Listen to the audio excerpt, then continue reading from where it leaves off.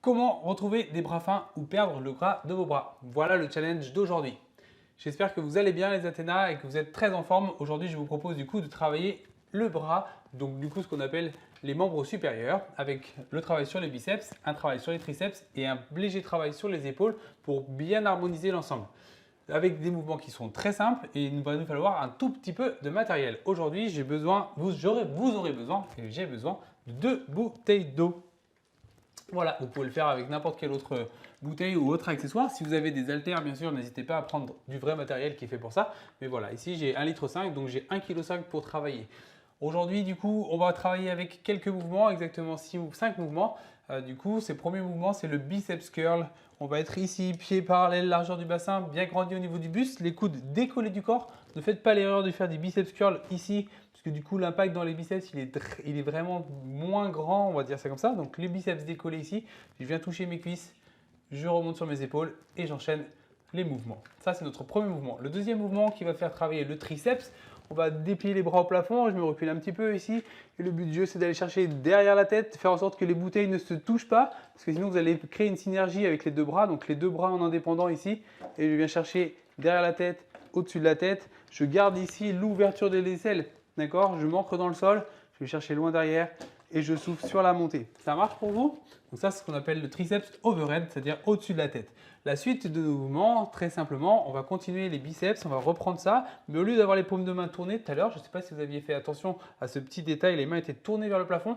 Ici, on va faire un quart de tour, on appelle ça la prise marteau. Et on va reprendre ce travail avec les bouteilles qui viennent chercher juste derrière les épaules. D'accord? Si vous avez des haltères, vous touchez l'avant de l'épaule, là c'est parce que la bouteille est longue au-dessus de la main. Donc voilà, on va chercher juste derrière, toujours avec le coude légèrement décollé.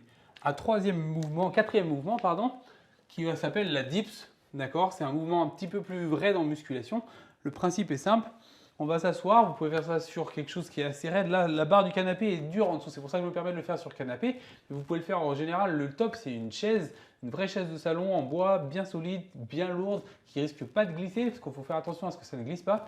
On va venir s'asseoir sur le bord ici. La version officielle de la dips assise, c'est avec les jambes tendues ici. Je vais descendre le long du canapé pour aller m'asseoir. Mon dos touche. Je me grandis au niveau du buste et je remonte, je touche et je remonte. L'idée, c'est que si c'est trop dur, on va fléchir les jambes pour faciliter le mouvement. Toujours en essayant de mettre un maximum d'amplitude. Vous connaissez la politique de la maison chez Athéna, les grands mouvements pour des grands résultats. Ça marche pour vous? Et notre dernier travail, ça sera ce qu'on appelle le bûcheron. Et donc du coup, pour faire du vrai bon bûcheron, on va être ici, voilà, avec une main sur la cuisse, le buste grandi, et on va aller chercher l'extension ici vers l'arrière. Donc on va faire un travail sur un bras, et puis on fera le travail sur l'autre bras après. Pour que ça marche vraiment, il ne faut pas que le coude redescende, d'accord? Le coude, il reste très très haut au plafond, et j'envoie ces mouvements au maximum en extension. Pas la peine de revenir non plus jusqu'à l'épaule ici, on revient jusqu'à l'aplomb du coude, ça c'est extrêmement important. Et on envoie, bien sûr, on fait la même chose de l'autre côté. Je vous ai dit que c'était le dernier et en fait, je me suis trompé parce que je vous ai dit que c'était 6 exercices. Et donc, du coup, il nous en reste un dernier qui s'appelle l'élévation.